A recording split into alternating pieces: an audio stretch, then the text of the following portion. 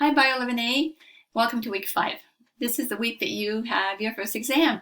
So I hope you do great on that. It goes live tomorrow on the 22nd. So do great on that exam. For lab, we will be online for one more week, right? So you have a nature journaling, that's hard to say, nature journaling lab. That lab is about drawing, but mostly it's about noticing nature, noticing living things. So I want you to follow the directions. What you'll be doing is drawing something with the greatest amount of detail that you know how. And it's amazing how much we start to notice things when we want to draw them. You're not just looking at it, you're like looking at extreme detail. So it really is wonderful, and students in the past have really enjoyed this.